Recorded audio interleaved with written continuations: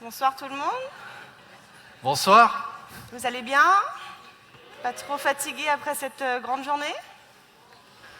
Bon, on imagine que vous attendez tous l'apéro.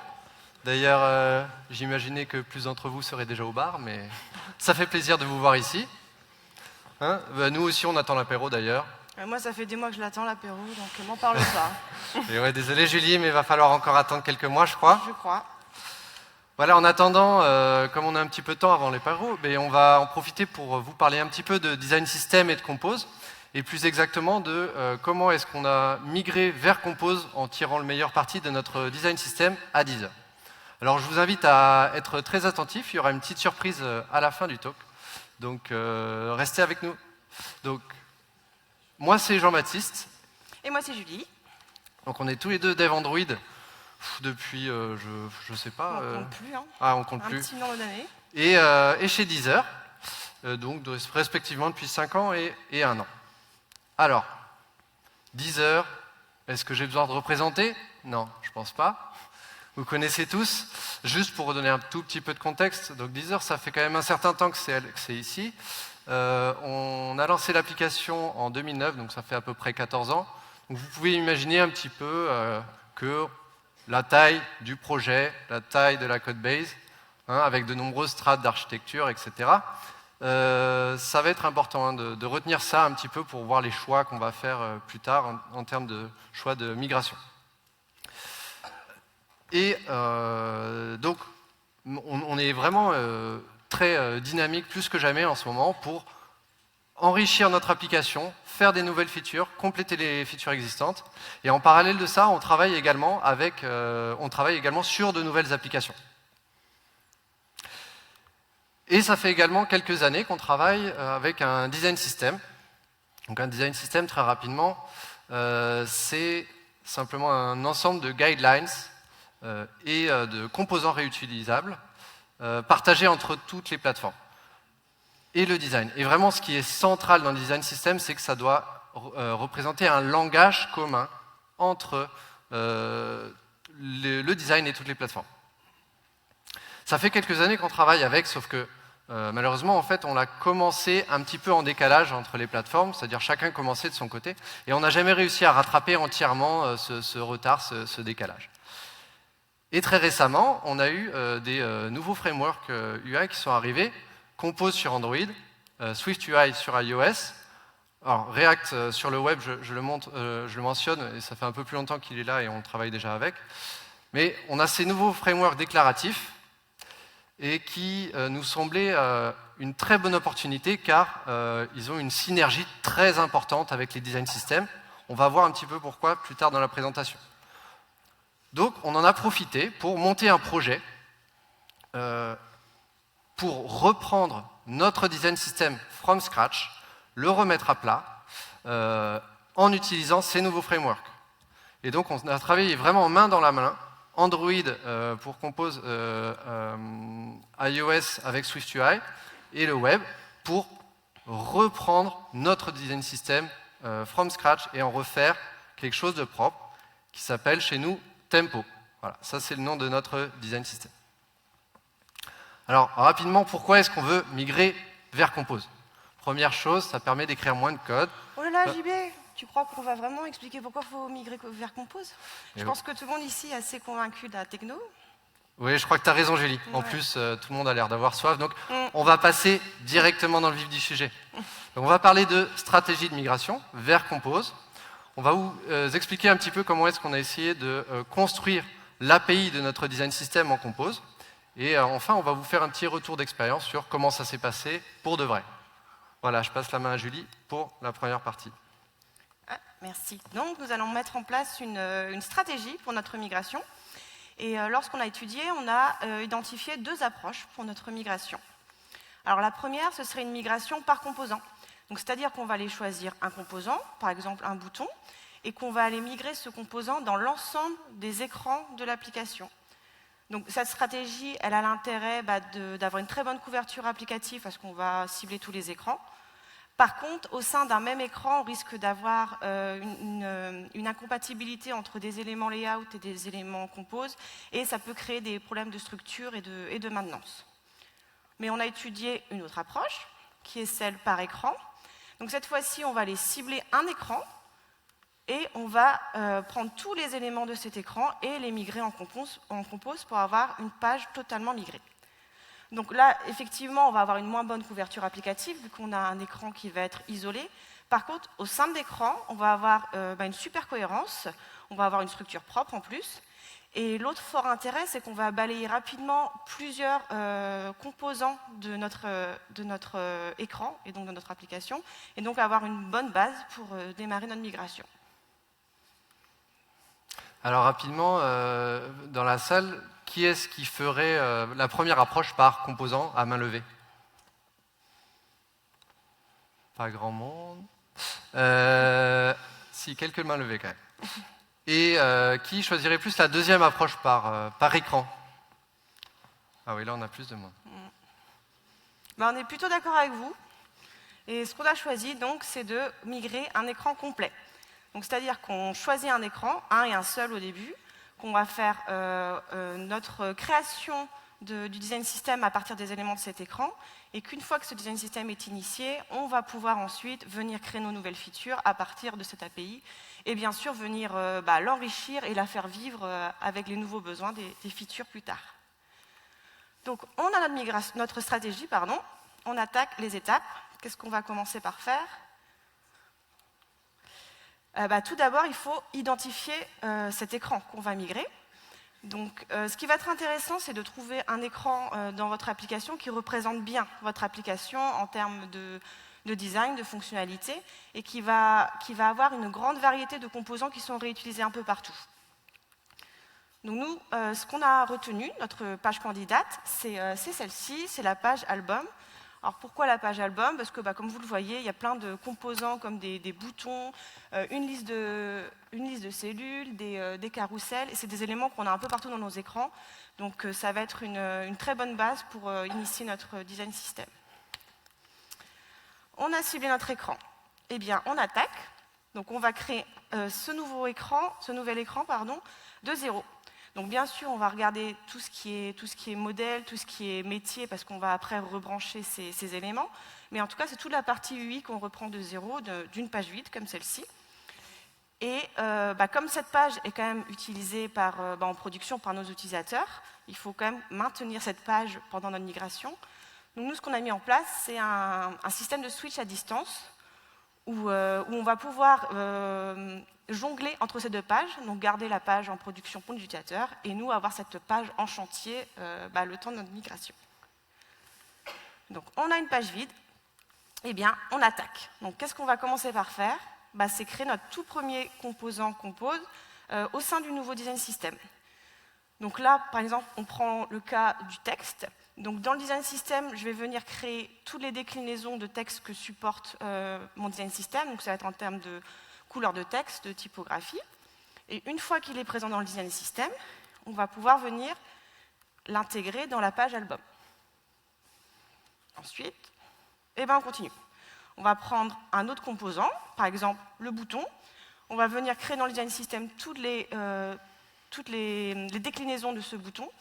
Et ensuite, on va les intégrer dans notre page album. Donc là, vous voyez que d'un côté, on est en train de mettre en place et d'initier notre design system pour l'enrichir. Et en parallèle, on est en train de notre page album qui commence à prendre forme. Ensuite, on ne va pas passer tous les éléments, mais vous avez compris le principe. On va aller prendre tous ces éléments qu'on va migrer selon le principe du design atomique.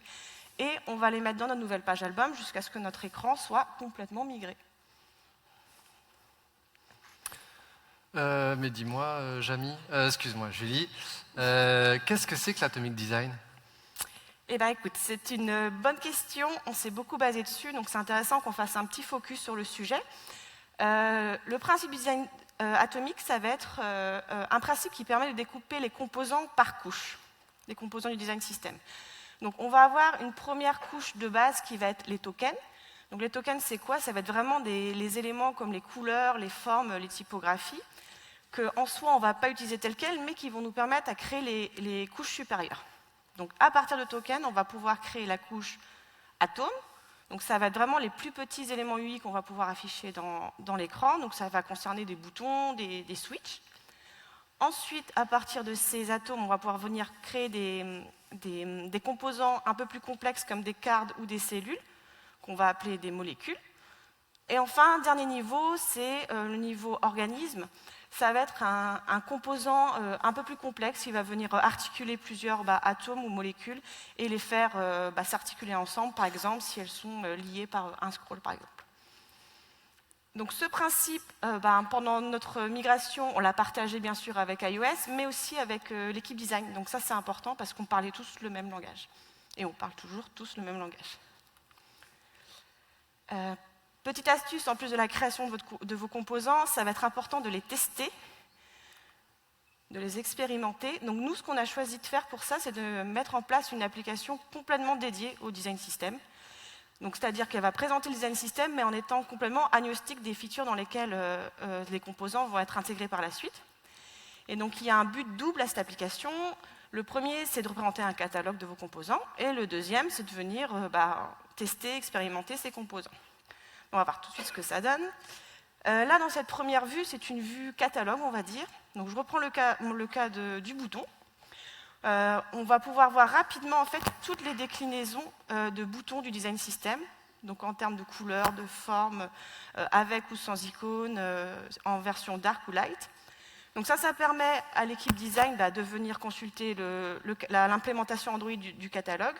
Mais ça permet aussi au développeur qui a besoin d'un bouton de venir choisir dans son petit magasin, piocher l'élément qu'il lui faut pour sa feature. Et voilà, parce que du coup, c'est présenté tel un catalogue. Et la deuxième partie de cet outil, c'est la version configurateur, on va dire. Si par exemple, moi je veux un bouton Play dans ma nouvelle feature, eh bien, je vais aller d'abord tester dans mon configurateur, lui changer des propriétés comme son titre, ses couleurs, sa forme. Et du coup, je vais avoir vraiment le bouton que je vais utiliser dans ma feature et je vais m'assurer que c'est consistant, que c'est cohérent avec la feature dans l'écran dans lequel je veux l'intégrer. Donc voilà pour notre stratégie. Maintenant, il va falloir la construire, cette API. Merci Julie. Donc, premier thème dont on va discuter, ça va être le thème. Pourquoi? Parce qu'on a vu tout à l'heure qu'on avait une approche bottom-up, donc on va commencer par construire les tokens, et pour construire nos tokens, on va utiliser un thème. Dans les différentes alternatives qu'on a étudiées, on a regardé si on pouvait utiliser directement le thème matériel. Matériel, globalement, vous connaissez, un design system ultra générique proposé par Google, et donc ils proposent leur propre définition de système, de couleurs, de formes, de typographie, etc., que l'on peut en soi étendre en rajoutant des custom systems à l'intérieur ou en rajoutant des extensions éventuellement sur les systèmes existants. Deuxième alternative, ça pourrait être de faire par-dessus ça un custom theme. Alors, pourquoi ce serait intéressant? Ce serait par exemple si on veut remplacer un système existant, par exemple ici typographie, on ne veut pas utiliser la définition de matériel, mais qu'on veut vraiment donner notre propre définition de ce système. Et dernière alternative, si on ne veut pas utiliser matériel, on peut également proposer notre propre définition pour tous les systèmes. Alors chez Deezer, on travaille vraiment, ce qui est central dans notre design system, c'est que c'est vraiment le langage commun pour le design et toutes les plateformes. Et les autres plateformes et les designs, ils s'en fichent un petit peu de matériel. Et on avait déjà défini, avant de reprendre notre nouveau design system, une sémantique, nos propres sémantiques et notre propre définition pour les couleurs, les typographies, les formes, etc. Du coup, pour nous, c'est devenu très naturel de partir sur la troisième solution, sur la dernière solution, Custom Theme. Alors, comment est-ce qu'on implémente ça derrière en Compose? Puisqu'on ne peut pas utiliser le thème matériel. On va se focus ici sur l'exemple du système de couleurs. Donc, pour donner ma propre définition de ce que c'est que le système de couleurs, c'est simplement une data class. Et en fait, ce sont les champs qui correspondent un petit peu à la définition de mon système de couleurs. Ce qu'on voit, ce qui correspond à la spécification qui est donnée en bas à droite. Ensuite, je crée un objet custom theme qui va me permettre d'accéder à mon système de couleurs dans tout l'arbre de composition. Ensuite, deuxième étape, je fais un composable custom theme qui va prendre en paramètre ce système de couleurs. Alors ici, je vous présente une petite variante qu'on a fait. On ne veut pas utiliser le thème matériel directement. Par contre, on veut quand même se donner la possibilité d'utiliser des composants qui viennent de matériel. Et ces composants, eux, en interne, utilisent le thème matériel. Donc en fait, ce qu'on fait, c'est qu'on utilise quand même, on redéfinit quand même le thème matériel en interne dans notre custom theme. Mais c'est simplement pour remapper, par exemple, le système de couleurs avec nos propres définitions de couleurs. Mais ça reste uniquement une définition interne et le matériel theme n'est pas utilisé directement dans notre design system quand on crée nos propres composants. Alors là, on a vu notre custom theme, c'était vraiment un thème très générique, un peu au même titre que matériel, qui me permet de customiser, par exemple, mon système de couleurs pour donner n'importe quel type de valeur. Ça, c'est intéressant chez Deezer, puisqu'on a dit qu'on voulait travailler sur plusieurs applications, et plusieurs applications qui vont probablement avoir des systèmes de couleurs un peu différents. Maintenant, si je me place d'un point de vue d'une application en particulier, on va dire l'application principale Deezer que vous connaissez, cette fois-ci, on voudra vraiment créer un Deezer thème particulier, donc on crée notre composable, qui va se baser sur notre custom theme générique. Et cette fois-ci, on va lui donner une instance de notre système de couleurs avec des valeurs bien précises. Et derrière, à l'usage, ça ressemble à ça. Donc, on utilise notre Deezer theme à la racine de notre arbre de composition, et on peut utiliser notre custom theme pour accéder à notre système de couleurs. Ici, par exemple, si on veut utiliser la couleur text primary. Donc voici pour la partie du thème. Maintenant, on va parler de Slot API. Alors, ça paraît peut-être un petit peu abstrait. On va prendre vraiment un exemple pour commencer. Deezer, vous connaissez un petit peu l'application, vous pouvez l'imaginer. On affiche dans beaucoup d'écrans des listes, et donc des listes de cellules. Et comme vous pouvez le voir, même si c'est un petit peu petit ici, ces cellules, on a pas mal de variantes de ces cellules, mais qui sont en réalité que de petites variations. Alors, si on regarde d'un peu plus près, si je prends trois types de cellules, si on regarde sur la partie à gauche, illustration, on voit à peu près 3 variantes, une avec une image qui vient du serveur, une avec une image locale et une troisième avec un calendrier. Sur le contenu, ici, je vois 2 variations. Sur la partie droite, je vois un certain nombre d'actions. Là, ici, j'en ai 4, par exemple. Donc, comment est-ce qu'on pourrait faire ça? Alors, la première idée qu'on pourrait avoir, ce serait de créer, pour chaque variation, un composant indépendant. Donc, si j'ai 3 variations d'illustration, j'ai 3 composants. Maintenant, si je veux combiner avec toutes les variations possibles de contenu, ce qu'on avait vu au milieu, on avait 2 variations possibles, donc ça me fait 3 fois 2, 6 variations, 6 composants.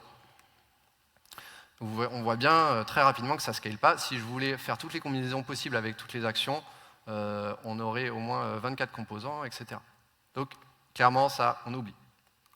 Deuxième possibilité, ça, c'est vraiment ce qu'on a fait. Du coup, on est allé vers la création d'un composant unique, on appelait ici pour l'exemple Generic Cell, qui va prendre en entrée une sorte de type avec du contenu. Donc, par exemple, un type pour les illustrations, avec 3 variantes, un type pour le contenu, etc. Maintenant, on a vu qu'on l'a fait et c'était pas terrible. Pourquoi? Parce que dès qu'on a voulu rajouter une nouvelle implémentation propre à une feature, on était obligé de le faire dans le design system, alors que ce n'était pas forcément ce qu'on voulait faire. Et d'autre part, on peut très bien imaginer que ce composant-là va devenir un composant un peu monstrueux, très difficile à maintenir. Donc, ça ne nous va pas. Mais qu'est-ce qu'on fait? Je suis en train de me dire si on ne pourrait pas faire mieux avec Compose. Mais t'as raison, Julie. C'est là la réponse. Compose. Qu'est-ce que ça veut dire? C'est pour la composition. C'est ça. Et en fait, si on regarde les composants, la plupart des composants de fondation ou de matériel, c'est exactement comme ça qu'ils sont construits. Ils sont construits avec une API par slot. Vous pouvez voir ça par exemple avec l'API des boutons matériel ou avec l'API de top-up bar, qui ressemble d'ailleurs pas mal à la structure de notre cellule. Donc, en pratique, qu'est-ce que ça donnerait si on passait sur une slot API? Pour notre cellule, eh bien, à la place de prendre des types, on va prendre des lambdas composables. C'est ça qui correspond à nos slots. Ce qui fait que notre cellule, finalement, ça ressemble plutôt à une sorte de template. À côté de ça, on va créer des implémentations pour chacun de ces slots. Donc là, on a créé quelques implémentations par défaut dans notre design system, mais on peut aussi laisser les clients et chaque feature créer leurs propres implémentations. Donc là, on a fait pour les 3 variations qu'on a vues précédemment.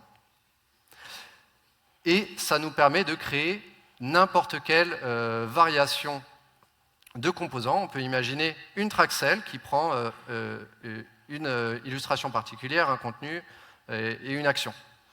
Et on a un peu le meilleur des deux mondes, puisque on évite la duplication, on évite d'avoir un God composant qui est monstrueux et qui est impossible à maintenir.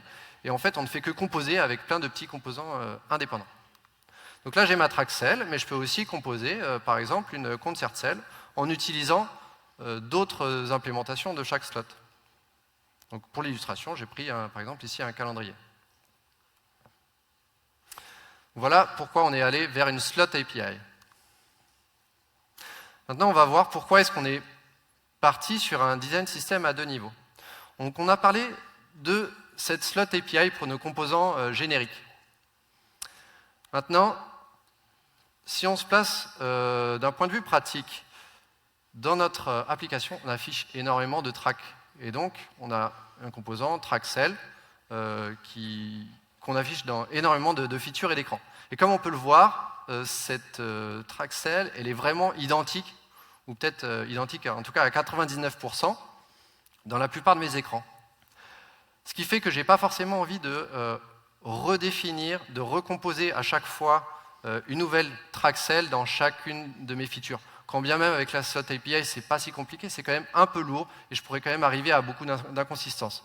En termes d'usage, ça reste un peu compliqué. Donc on était un petit peu coincé entre ce besoin de flexibilité, d'une part, pour pouvoir créer plein de composants et plein de variations, et d'autre part, une certaine simplicité d'utilisation et la maintenance d'une certaine consistance pour un composant donné dans toutes nos features. C'est pour ça qu'on allait vers ce design system à 2 niveaux. Donc on a un premier niveau de design system qui est vraiment très générique, partagé, qui est donc partagé entre toutes nos applications. Donc il est à l'intérieur d'une librairie, et celui-là, il va vraiment plus utiliser des API par slot, même si ce n'est pas exclusif. Il va plus proposer des API par slot, comme la generic cell dont on a parlé, et possiblement certaines implémentations, par exemple, implémentation de slots. Et d'un autre côté, on va créer des design systems un peu plus proches de chaque application, qui seront cette fois-ci plus proches du métier propre à chaque application. Par exemple, pour l'application Deezer, on va créer nos track-cells, cette fois-ci qui vont être un petit peu avec des API un peu plus fermées, un peu moins de slot API et avec, si besoin, un petit peu de configuration ou de typage. Maintenant, on va parler de UI Models. Pourquoi? Pour voir comment est-ce qu'on peut passer les données qu'on veut afficher de nos couches métiers vers nos composants UI. Si on prend l'exemple du titre et du sous-titre, comment est-ce qu'on va vouloir passer ces éléments à notre composant UI? La première possibilité qu'on pourrait imaginer très très rapidement, ce serait directement passer les champs primitifs dont on a besoin directement dans chaque composant.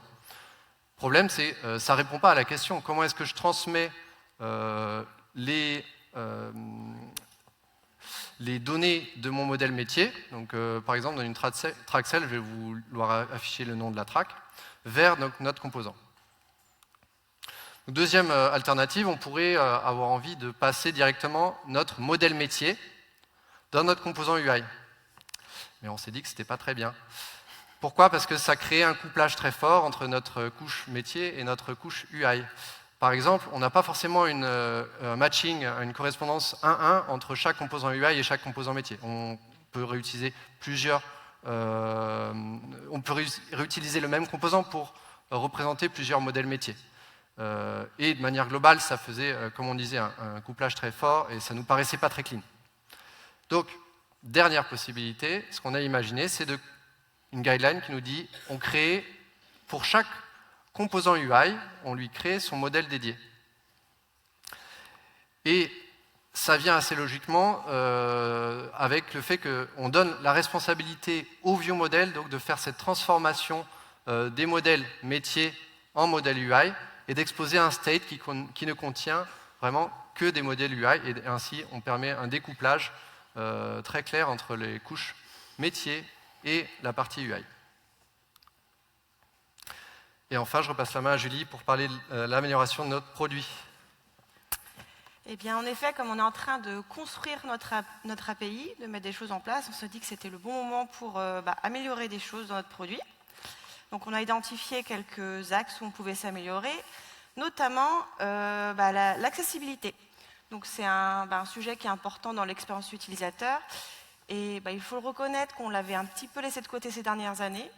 D'ailleurs, ça n'avait pas manqué d'être souligné au dernier Makers l'année dernière. Merci Gérard, merci Fanny. Mais ça nous tient à cœur de nous rattraper. Donc nous, ce qu'on a fait en mettant en place notre API, c'est qu'on s'est assuré de certaines guidelines, comme par exemple que chaque composant cliquable ait la bonne zone de touch, ou que tous nos composants supportent systématiquement la content description pour qu'elle soit ingérée par TalkBack. Également, on a des tests automatiques qui permettent de jouer des scénarios de non-régression dans l'application. Et là, comme on a migré notre page album, on en a profité pour revoir notre plan de test avec des test tags cette fois-ci et de refaire un plan de test à jour. Petite astuce, on a mis en place des petits outils techniques visuels comme celui-ci que vous voyez ici, qui permettent de suivre la migration de notre application vers Compose. Donc ça va être, c'est tout simple, ça va être des extensions de modifiers qui permettent d'ajouter des borders, mais ça permet en un clin d'œil d'identifier quels éléments de notre page est déjà migré sous le nouveau design system. Et on l'a réutilisé aussi pour vérifier notre couverture, justement pour l'accessibilité et aussi pour les test tags. Et donc de refaire nos écrans, on en a profité aussi pour s'intéresser davantage au support des écrans larges, c'est-à-dire les tablettes, mais aussi les foldables. Et du coup, on a profité du caractère modulable de Compose pour, par exemple, dans l'exemple de notre page album, d'articuler notre liste de tracks, notre grosse cover, nos boutons, de les articuler de façon cohérente pour que ce soit adapté à l'écran qui les présente. Donc voilà, pour la théorie de notre API, mais en pratique, qu'est-ce qu'il en a été? Donc déjà, qu'est-ce qu'on a produit? Eh bien, on a bâti un tout nouveau design system qui est entièrement en Compose, et donc en SwiftUI pour iOS. On a rempli la mission déjà d'avoir 100% de nos tokens, c'est-à-dire notre couche de base qui permet de créer nos éléments, et on a déjà une bonne variété de composants qui vont nous permettre d'avancer sur la suite pour migrer notre application. Et en plus de ce design system, on a également deux applications qui sont dédiées au design system. Alors pourquoi deux? Comme vous l'expliquait JB, c'est pour avoir un niveau qui va être transverse, global à 10 heures, on va dire, et après un niveau de design system qui va être propre à l'implémentation dans notre application. Bon, vous devez tous vous demander où en est la migration de notre page album. Oui. Ah oui. Eh bien, nous sommes ravis de partager avec vous que notre migration, elle prend fin. Elle est actuellement en phase de qualification. Et on peut voir l'écran album avant et l'écran album avec notre nouveau design system. Ou peut-être l'inverse, je ne sais plus. Ouais, je ne sais plus. Elles sont pareilles. Hein. Ouais. Ouais, bon. Qu'est-ce que ça représentait? Ça représentait 4 mois de boulot à 2 développeurs. Incluant la montée en compétences sur Compose, parce qu'on était en mode apprentissage à ce moment-là, la création de cette API, de ce design system, la création des applications utilitaires qu'on a vues, et bien sûr la migration de cette fameuse page. Mais en plus de cette page album, c'est également toutes les nouvelles features qui incluent des nouveaux écrans depuis le début d'année qu'on réalise avec le nouveau design system. Donc aujourd'hui, ça concerne 2 grosses features qui sont dans un état déjà bien avancé, dont Concert, que vous découvrirez bientôt, et vous saurez qu'elles sont réalisées avec le nouveau design system. Quelques feedbacks rapides du coup sur la construction de cette API.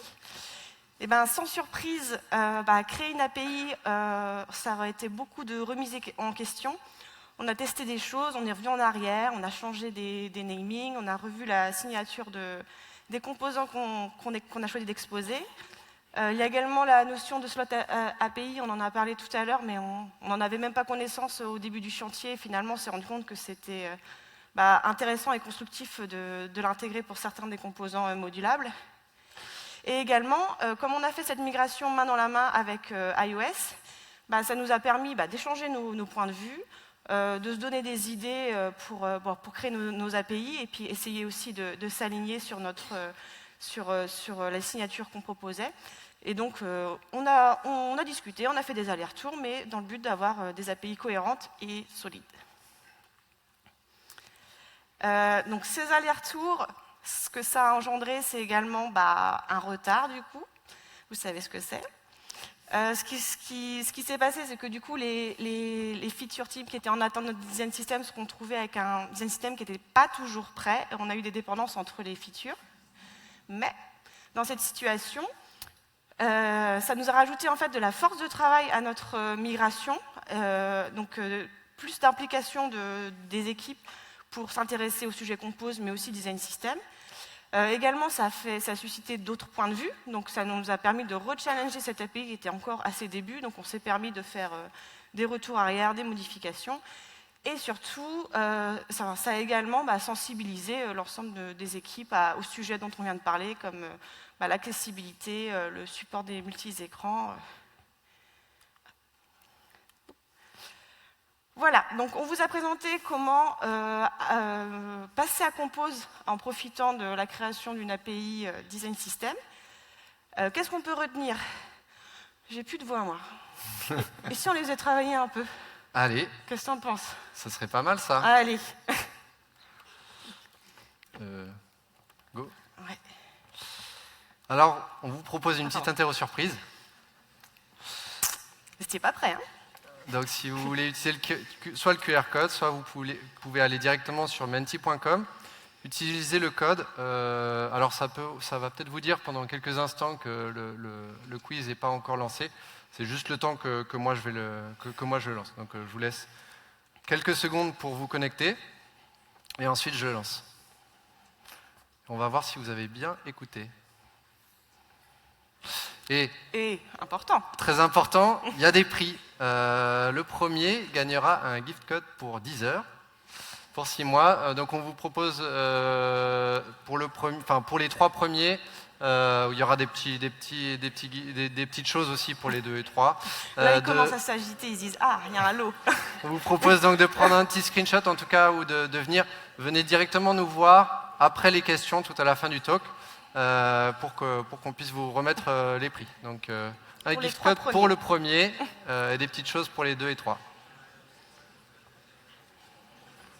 On est connecté là? De toute façon, vous allez voir, normalement, il y aura toujours les liens affichés juste après. Alors, on va essayer. J'espère que ça va marcher. Hop, hop, hop, hop, hop. Ah, ils ont vu les réponses.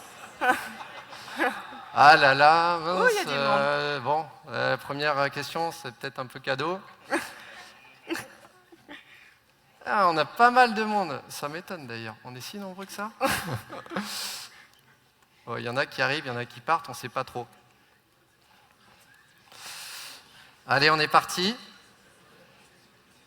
Bon, allez, la première, c'est pour la chauffe. Vous avez vu comment ça se passait. Vous avez vu peut-être pour certains. Quelle approche de migration vers Compose a été choisie par Deezer? Par composant, par couleur, par écran, par taille d'écran?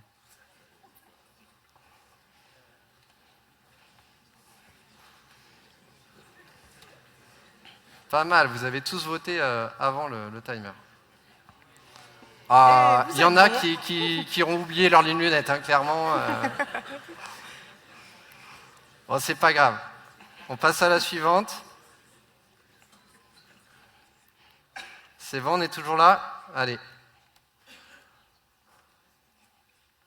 Hop là, il faut que je clique. Quel choix d'API Deezer recommande pour un design system flexible? Par type, une API REST, une API par slot ou une API hour? Il y a peut-être un piège. Il y a peut-être un piège.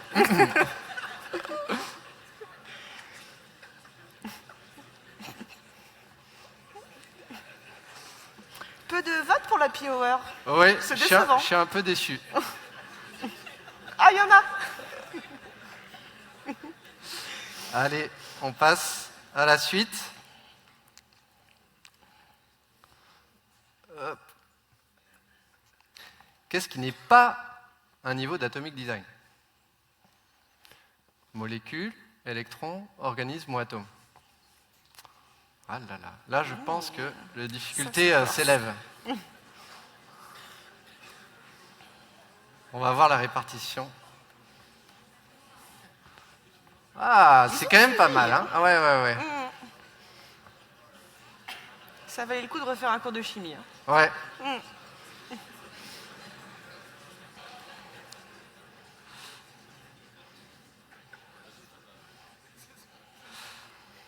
Donc, comment Deezer passe les données affichées dans les composables?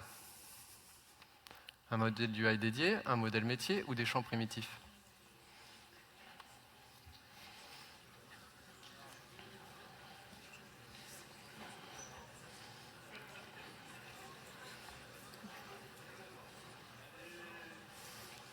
Ah, c'est pas mal dans l'ensemble quand même. Pour ceux qui auront tout raté, vous reviendrez nous voir à la fin du cours.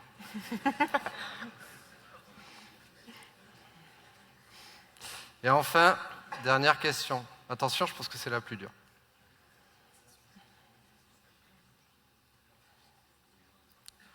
Quelle est la meilleure plateforme de streaming musical? Attention, il y a peut-être un piège. Google Play Music, Apple Music, Deezer ou YouTube Music?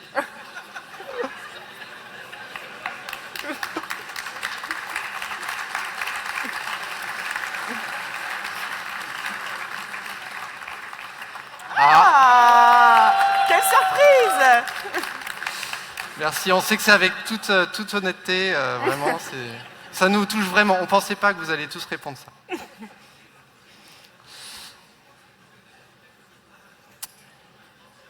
On repasse à ça. Bon, merci en tout cas de nous avoir suivis jusque-là, même si vous avez très soif. Merci d'avoir joué le jeu aussi. Demain, à 15h, nous aurons une session de Office Hour, si vous voulez venir échanger avec nous ou partager comment vous êtes passé à Compose, si vous l'avez fait aussi dans votre application. Sinon, on est dispo maintenant pour...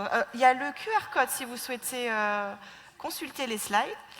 On est dispo pour répondre à vos questions. Ça peut être maintenant, ça peut être ce soir, demain, ça peut être nous et ça peut être aussi nos collègues qui portent un suite Deezer. Voilà, donc je pense qu'on a un peu de temps pour les questions tout de suite, normalement. Donc n'hésitez pas. Et si jamais, ça peut être aussi plus tard ou demain.